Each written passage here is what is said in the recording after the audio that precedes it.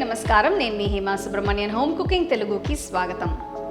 Pool మఖన అంటే తామర గింజలతో మనం యూజువల్గా ఏదైనా కారంగా ఉండే స్నాక్స్ కానీ కర్రీస్ కానీ చేసుకుంటూ ఉంటాము.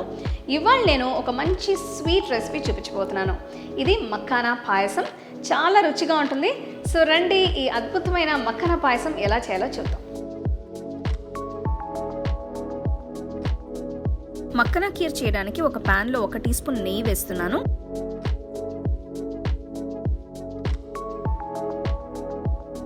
ముందు ఇందులో మఖానాని వేయించాలి.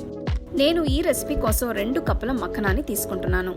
వీటిని ఇంగ్లీష్లో ఫాక్స్నట్స్ అని కూడా అంటారు, తెలుగులో తామరగింజలు అని అంటారు. వీటిని ఒక 2-3 నిమిషాలు ఇలా వేస్తే సరిపోతుంది. ఇవి మరీ బ్రౌన్ రంగులోకి మారనవసరం లేదు, అందుకే ఇలా లైట్గా టోస్ట్ చేయాలి. ఇవి కాస్త వేగాయి కాబట్టి పొయ్యి కట్టేసి పక్కన పెట్టుకోవాలి.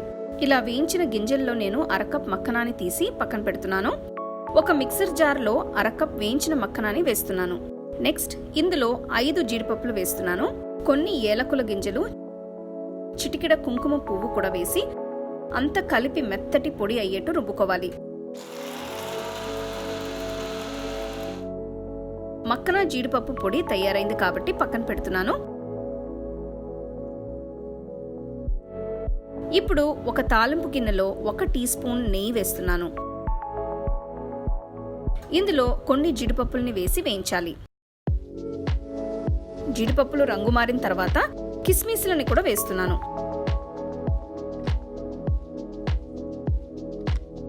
పొయ్యి కట్టేసి వీటిని పక్కన పెట్టుకోవాలి. ఒక ప్యాన్లో 500 ml కాచి చల్లారించిన పాలని తీసుకుంటున్నాను. ఇది 250 ml కప్ కాబట్టి నేను 2 కప్పులు తీసుకుంటున్నాను.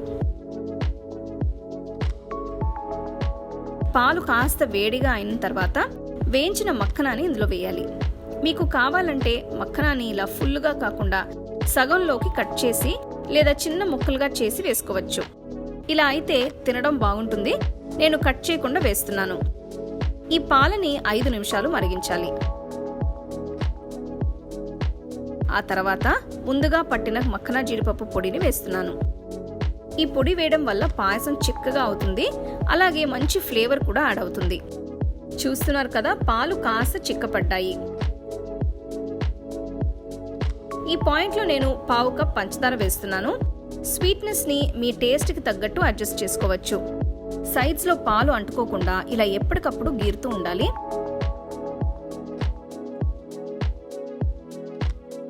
ఇందులో చిటికెడు కుంకుమ పువ్వు వేసిన తర్వాత వేయించి పెట్టిన జీడిపప్పుల్ని కిస్మిస్ని వేస్తున్నాను. ఇప్పుడు పొయ్యి కట్టేయచ్చు. అంతే, రాయల్ మఖానా ఖీర్ తయారైనట్టే.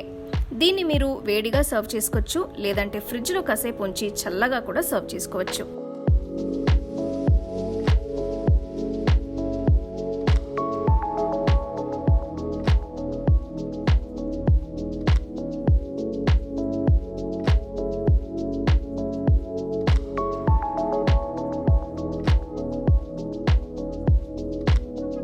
చూసారు కదా, మఖానా పాయసం అసలు ఎంత బాగుందో.